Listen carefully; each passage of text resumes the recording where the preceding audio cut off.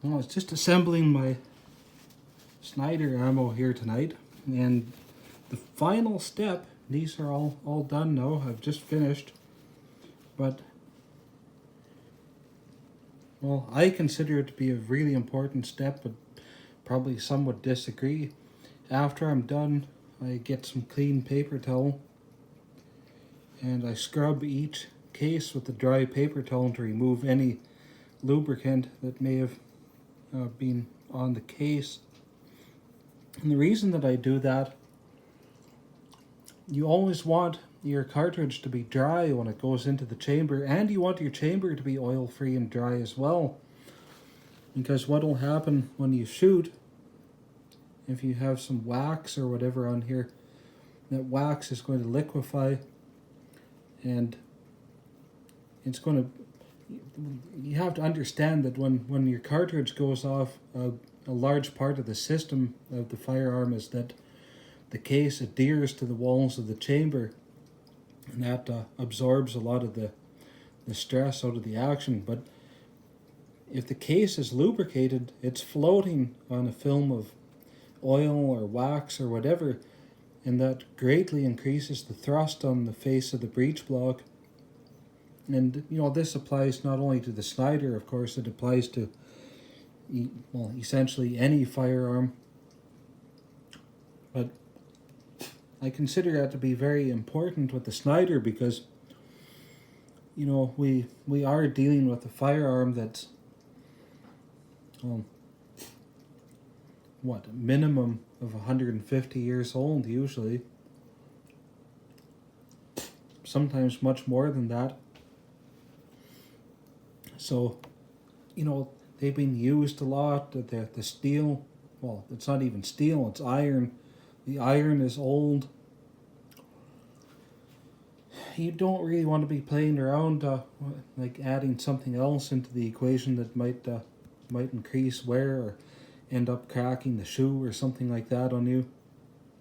And that's why I don't agree at all. I see it recommended a lot on the British Militaria forum, and I see it quite frequently on YouTube and everything, where they'll actually dip the bullet in I forget what it's called. It's some kind of ointment that they put on a cow's udder, and then they'll chamber the round. They say that keeps the fouling soft and you can shoot all day.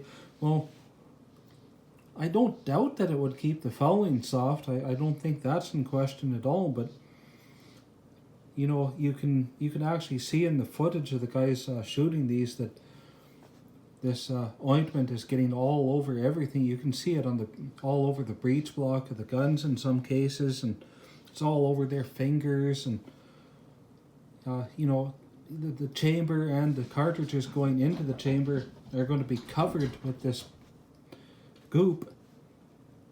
So it's really not a good practice to follow.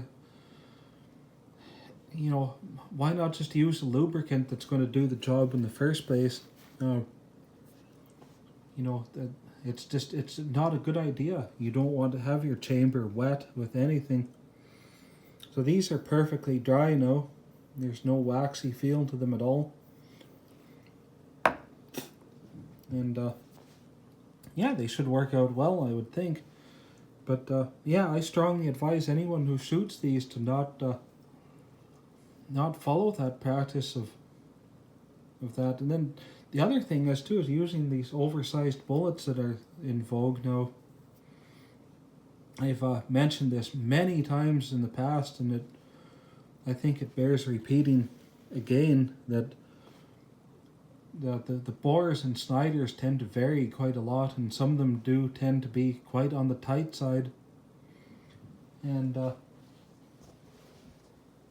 Thomas Turner Snider there is a perfect example. You wouldn't even be able to chamber that 600 bullet that everyone wants to use now. That there's no way that would chamber in that particular Snider.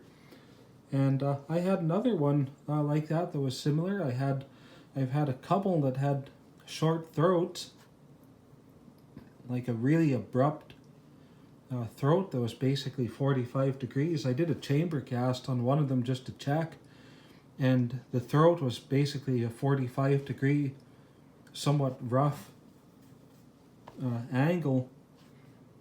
And that was the one I think I've mentioned before where I was using 590 bullets. And you know, that's 590, that's smaller than the 600 bullet that's being promoted nowadays.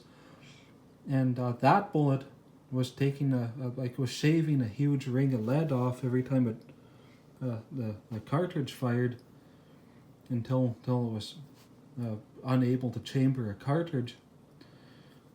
So these, like I mentioned these in my last video, these are the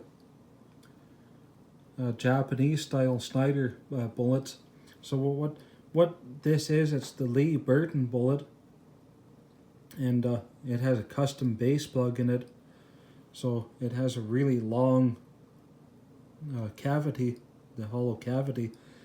And the original Snider bullets that the British used, and the Canadians of course, were they'd had a hollow base, and then they had a hollow point, and the hollow point was either filled with a wood plug, or the lead was spun over the nose.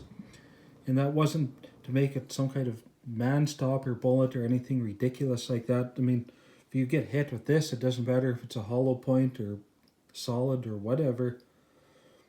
It was to change the balance of the bullet. And like the problem with the Snider was trying to find, you're dealing with two different twists of rifling. I think one is 1 in 72 or 1 in 78 or something like that. And the short rifle was 1 in 48, so is the cavalry carbine.